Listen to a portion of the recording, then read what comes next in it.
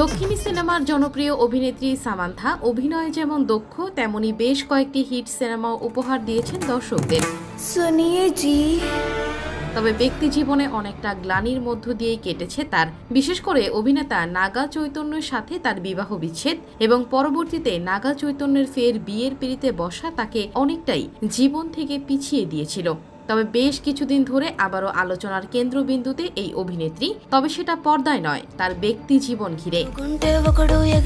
সম্প্রতি Samantha Ruth প্রভু এবং রাজ নিদিমোরুর সম্পর্ক বেশ কিছুদিন ধরেই আলোচনার কেন্দ্রবিন্দুতে।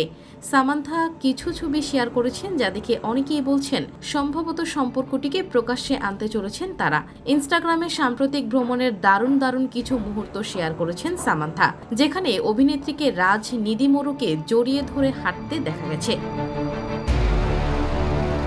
সম্প্রতি টেক 20 শিরোনামের পডকাস্টে সামান্থা রুথ প্রভুর উপস্থিতি বেশ আলোচনার জন্ম দিয়েছে। সেখানে কথোপকথনে তিনি তার অভিজ্ঞতার মধ্যে একটি বিষাক্ত সম্পর্কের কথা উল্লেখ করেন। তিনি বলেন, আমি আমার জীবনে অনেক পরিবর্তন এনেছি এবং নিজের জন্য আমি যে রুটিন তৈরি করেছি তাতে আমি বেশ খুশি। আমি যা নিয়ন্ত্রণ করতে পারিনি তা হলো ফোনে কথা বলা। এখন সেসব থেকে বেরিয়েছি। এটা একটা ভ্রান্ত ধারণা যে কাজের প্রয়োজনে ফোনে কথা বলতে হয় বা ফোন নিয়ে সময় কাটাতে হয়।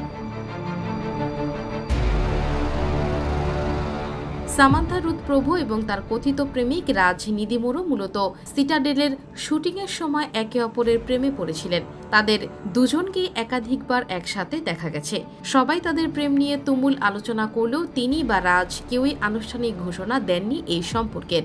বলা প্রয়োজন, অভিনেত্রীকে শেষবার শুভম ছবিতে একটি ক্যামিও চরিত্রে দেখা গিয়েছিল।